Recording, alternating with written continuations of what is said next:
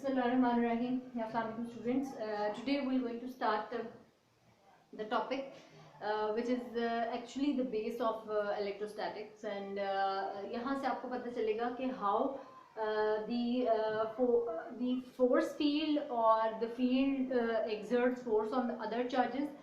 तो हमने इस टॉपिक में ये पढ़ना है कि what is the electric field, field क्या है, और what is the electric field strength, उसका क्या मतलब है.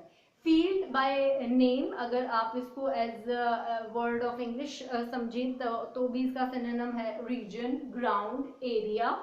तो this is actually the region of, अगर हम इलेक्ट्रिक फील्ड की बात कर रहे हैं तो electric field is basically the region about the charges, ठीक है, या अराउंड द चार्जेस.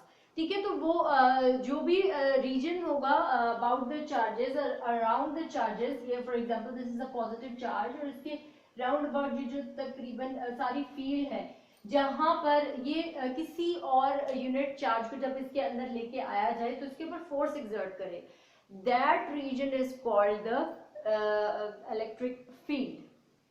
समझ में आई कि अगर आपके पास कोई चार्ज है, एक चार्ज में भी पॉजिटिव और नेगेटिव, उसके राउंड अबाउट जो रीजन होगा, ठीक है, उस रीजन को इसकी फील्ड कहेंगे. उस रीजन का पता कैसे चलेगा?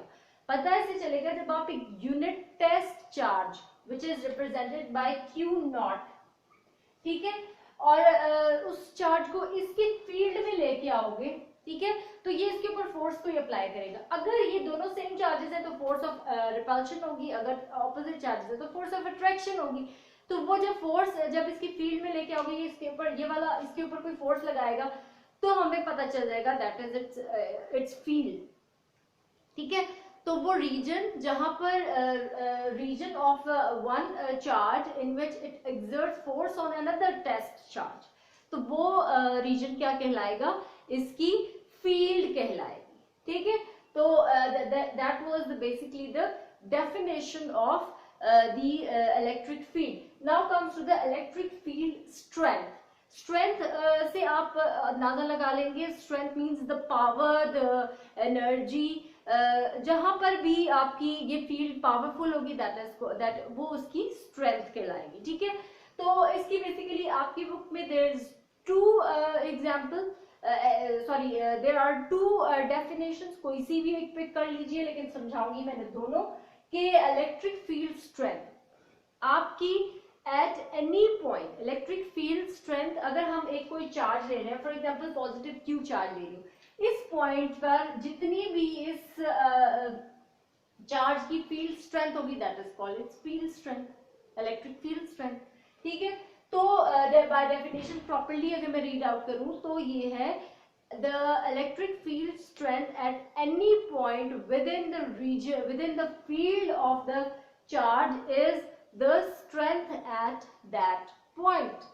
ठीक है, और या उस पॉइंट पर जितनी ये वाला चार्ज दूसरे चार्ज के ऊपर फोर्स लगाएगा that is its electric field strength.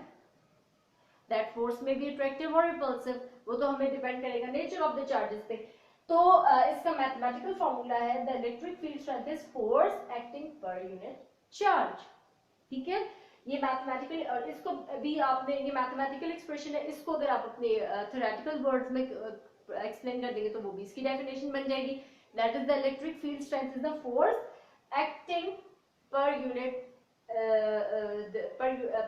Charge on the other या by one charge on other charge. ठीक है, अगेन इसका यूनिट आ गया न्यूटन पर कूलम, क्योंकि फोर्स का न्यूटन और चार्ज का कूलम.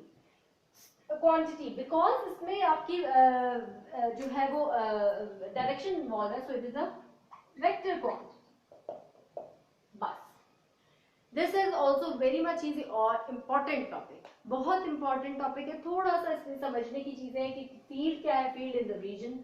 स्ट्रेंथ क्या है? स्ट्रेंथ उस फील्ड के अंदर जो उसकी जितनी फोर्स एक जो है वो चार्ज दूसरे पे लगाएगा that is called its strength. अच्छा, नाउ मूव टुवर्ड्स द इसका एक सब टॉपिक है that is electric field lines, electric field lines. Electric field lines का क्या मतलब? अब हमने, क्योंकि हमने स्ट्रेंथ की बात की, तो इलेक्ट्रिक फील्ड स्ट्रेंथ को रिप्रेजेंट करने के लिए हमें इलेक्ट्रिक फील्ड लाइंस को बनाना जरूरी है। To represent the electric field strength we make the lines, ठीक है, the lines of the forces, and these forces, line of forces are called the electric field lines।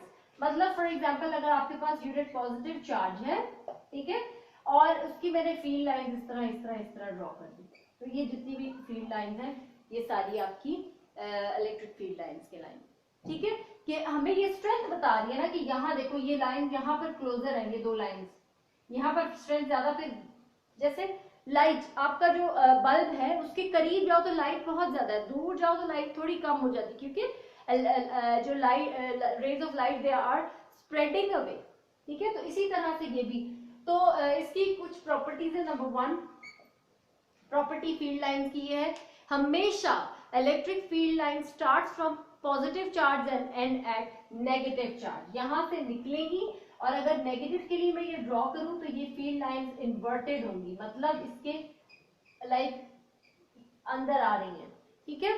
तो like they are start from positive charge and they end at negative charge, yeah, they are moving away from positive and moving towards the negative, ठीक है। second thing that these field lines never cross each other, एक दूसरे को cross कभी नहीं करेंगे। Number 2 ये हो गया। नंबर 3 ये है कि आपकी जहां पर ये फील्ड लाइंस क्लोजर होंगी वहां पे इलेक्ट्रिक फील्ड स्ट्रेंथ स्ट्रॉन्गर होगी, या इलेक्ट्रिक फील्ड स्ट्रॉन्गर होगी, ठीक है। नंबर 3 और नंबर 4 तो हमने डिस्कस कर ली, पॉजिटिव से स्टार्ट होती है नेगेटिव में जाती है, और ये जो है 2-3 जो है वो इसकी डेफिनेशन प्रॉपर्टीज है। इसकी प्रॉपर्टीज, इलेक्ट्रिक फील्ड लाइंस की डेफिनेशन और प्रॉपर्टीज बहुत इंपॉर्टेंट है 2 मार्क्स के लिए, अक्सर ये पेपर में आ जाती हैं। सो बेटा this topic was the base of electrostatics और इलेक्ट्रिसिटी एज वेल, क्योंकि आपको पता होना चाहिए कि इलेक्ट्रोस्टैटिक्स है क्या चीज।